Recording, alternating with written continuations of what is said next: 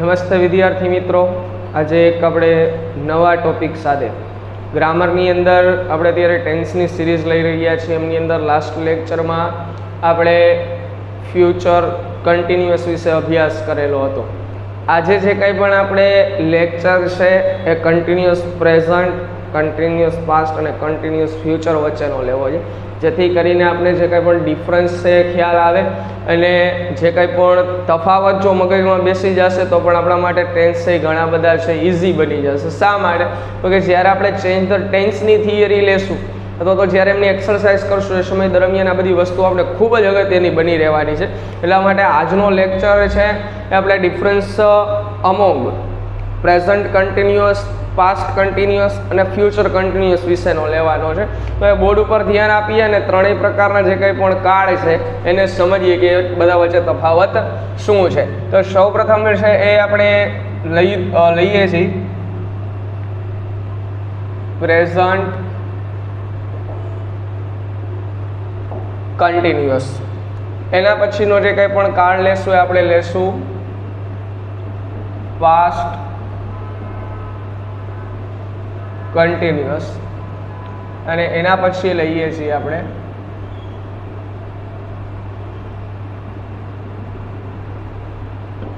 Future continuous. હવે આ જે કંઈ પણ ત્રણેય પ્રકારના કાળ છે એમાં વચ્ચે તફાવતો શું જોવા મળે છે, કયા પ્રકારની થિયરી આપણે ઓલરેડી અગાઉ તો શીખી ગયા છે પણ હવે ડિફરન્સ લેવાનો છે. તો એક્ઝામ્પલ તરીકે આપણે લઈએ કે ભાઈ તેઓ મારી ઘરે આવી રહ્યા છે. રહ્યા શબ્દો છે ગુજરાતીની અંદર કીવર્ડ તરીકે આપણે લઈ શકીએ કે રહ્યા છે, રહ્યો છે, રહ્યું છે, આ બધા શબ્દ છે એ શું બતાવે છે? કન્ટિન્યુઅસ, પ્રોગ્રેસિવ અથવા તો અનપરફેક્ટ ટેન્સ બતાવે છે. એવી જ રીતે જો મારે પાસ્ટનું વાક્ય બનાવવું છે કે તેઓ મારી ઘરે આવી રહ્યા છે અને ભૂતકાળમાં મારે કહેવું હોય તો હું શું કહી શકું કે તેઓ મારી ઘરે આવી રહ્યા હતા. અહીંયા છે એ પ્રેઝન્ટ બતાવે છે ને હતા છે એ પાસ્ટ બતાવે છે. હવે જો તમારે ફ્યુચરની વાત કરવી છે, ભવિષ્યની વાત કરવી છે તો આપણે કહી શકીએ તેઓ મારી ઘરે આવી રહ્યા હશે અથવા તો હશે પણ કહી શકે. તો તેઓ મારી ઘરે આવી રહ્યા હશે અથવા તો હશે. તો હવે જો આમની અંદર જે કંઈ પણ ત્રણેય આપણે વાક્ય જે લખેલા છે એમાં શરૂઆતનું જે કંઈ પણ સેન્ટેન્સ તમે જુઓ, તેઓ મારી ઘરે આવી રહ્યા, તેઓ મારી ઘરે આવી રહ્યા, તેઓ મારી ઘરે આવી રહ્યા છે તો પ્રેઝન્ટ થઈ જશે, હતા તો પાસ્ટ થઈ જશે અને હશે તો ફ્યુચર બની જશે. આવી જ રીતના જ્યારે આપણે એને ઇંગ્લિશની અંદર ટ્રાન્સલેટ કરીએ છીએ ત્યારે આપણે શું વાત કરીએ કે પહેલાં સૌપ્રથમ સબ્જેક્ટ લેવાનો થાય, સ્ટ્રક્ચર ઓફ સેન્ટેન્સ યાદ રાખવાની છે. તે તેઓ મારી ઘરે આવી રહ્યા છે તો એમની અંદર સૌપ્રથમ સબ્જેક્ટ આવે તો સબ્જેક્ટ માટે અહીંયા તેઓ છે તો એને ઇંગ્લિશમાં કહીશું ધેય. તે પછી હેલ્પિંગ વર્બ, હેલ્પિંગ વર્બમાં પ્રેઝન્ટમાં આવે છે એમ, ઇઝ. તો ધેય સાથે એમ ઇઝ આરમાંથી આવશે આર, ધેય આર. પછી આવે વર્બનું ફોર્થ ફોર્મ એટલે કે ક્રિયાપદનું આઈએનજી વાળું રૂપ અથવા તો એને આપણે કહીશું પ્રેઝન્ટ પાર્ટિસિપલ ફોર્મ. તો પ્રેઝન્ટ પાર્ટિસિપલ ફોર્મ આવી, આવવાને કહેવાય છે કમ, કમનું થઈ જશે coming. They are coming, they are coming, તેઓ આવી રહ્યા છે મારી ઘરે તો એટ માય હોમ અથવા ટુ માય હોમ પણ લખી શકો. They are coming to my home, અહીંયા આપણે ટુ કરી નાખીએ ચાલો, બરાબર છે. તો they are coming to my home. હવે એવી જ રીતના આ જે વાક્ય છે ને મારે નકારમાં બનાવવું છે. તેઓ મારી ઘરે આવી રહ્યા નથી, તેઓ મારી ઘરે આવી રહ્યા નથી. તો નથી એટલે કે નકાર વાક્ય થઈ ગયું. નકાર વાક્ય હોય ત્યારે આપણે ખબર છે કે જ્યારે ક્યારે પણ આપેલ એફર્મેટિવ સેન્ટેન્સ છે એમની અંદર તમે હેલ્પિંગ વર્બ પછી નોટ મૂકી દો એટલે એ વાક્ય નકારની અંદર ફરી જાય. અહીંયા આર છે એ આપણા માટે શું છે? હેલ્પિંગ વર્બ છે. તો નકારમાં ફેરવવા માટે they are not coming to my home, તેઓ મારી ઘરે આવી રહ્યા નથી. નથી એટલે કે નકાર વાક્ય થઈ ગયું. હેલ્પિંગ વર્બ પછી આપણે નોટ મૂકેલું છે. હવે આ જ વાક્ય મારે પ્રશ્નાર્થમાં બનાવવું છે, સાદા પ્રશ્નાર્થમાં. શું તેઓ મારી ઘરે આવી રહ્યા છે? શું તેઓ મારી ઘરે આવી રહ્યા છે? તો હેલ્પિંગ વર્બ આગળ આવી જાય, સબ્જેક્ટ છે એ પાછળ વયો જાય, એટલા માટે થઈ જશે R they coming to my home, અથવા હાઉસ પણ તમે કહી શકો છો. R they coming to my home, શું તેઓ મારી ઘરે આવી રહ્યા છે? તેઓ મારી ઘરે ક્યારે આવી રહ્યા છે? તો શા માટે આવી રહ્યા છે? આપણે શા માટે લઈએ કે તેઓ મારી ઘરે શા માટે આવી રહ્યા છે? તો શા માટે એટલા માટે થઈ જશે વાય, WH પહેલા આવી જાય, why R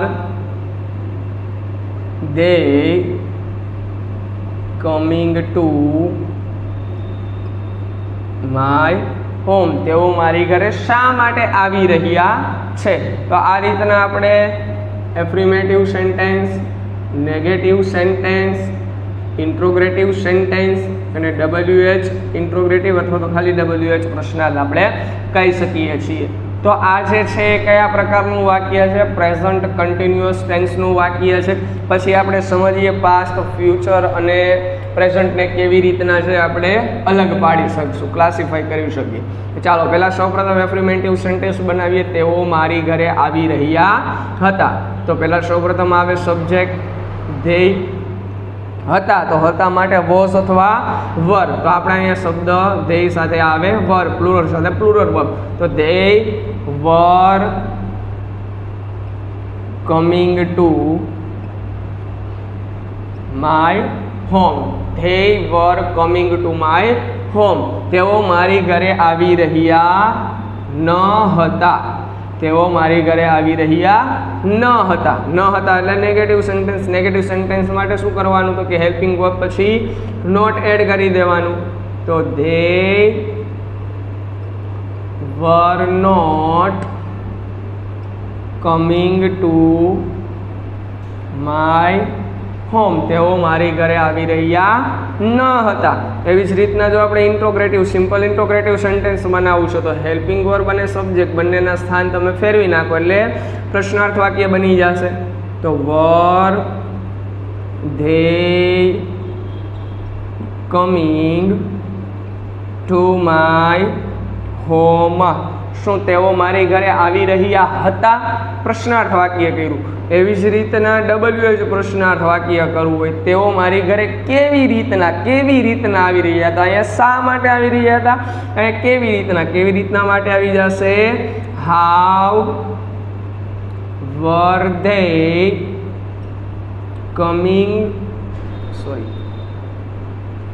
coming to my home.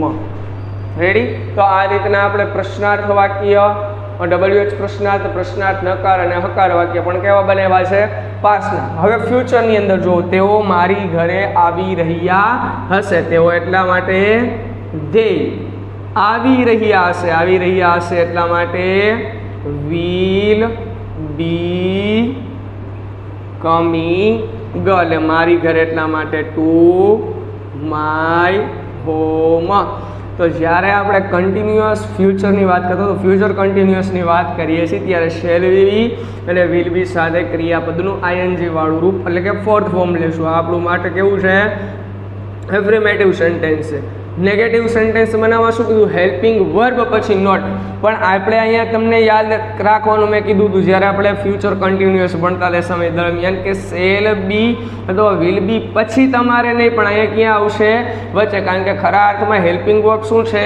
Will છે. તો વાક્ય શું બને? They will not be, they will not be coming to my home, તેઓ મારી ઘરે આવી રહ્યા હશે નહીં. તેઓ મારી ઘરે આવી રહ્યા હશે નહીં અથવા આવશે નહીં એમ પણ તમે કહી શકશો.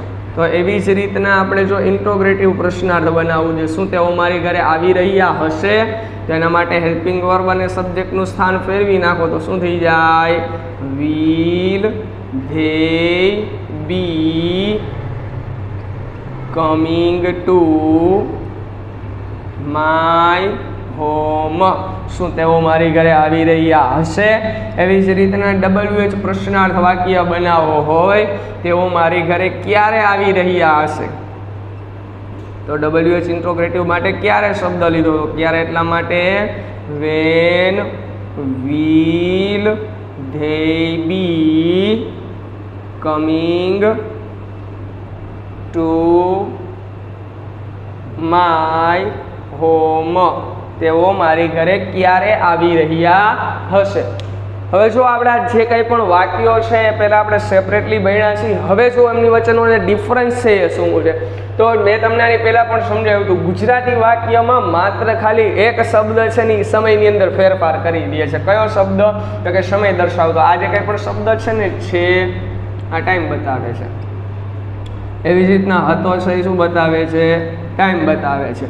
અને હશે પણ શું બતાવે છે? ટાઈમ બતાવે છે. મેં તમને કીધું હતું લાસ્ટમાં હું તમને ટાઈમ અને સેન્સ સમજાવીશ. અહીંયા જોજો, આપણા માટે ખૂબ જ મહત્ત્વની છે. પાછળ જતાં બધી વસ્તુઓને તમે યાદ હશે તો ટેન્સ છે આપણે ઇઝીલી ચપટી વગાડતા છે એ એક કાળમાંથી બીજા કાળમાં છે આપણે ચેન્જ ધ ટેન્સની જે કંઈ પણ એક્સરસાઇઝ કરશું ને એના માટે તમારા માટે ખૂબ સરળ બની રહેશે જો આ બધી વસ્તુ યાદ હશે તો. હવે ગુજરાતી વાક્યમાં આગળનું વાક્ય સેમ છે. તેઓ મારી ઘરે આવી રહ્યા. રહ્યા સુધી સેમ છે.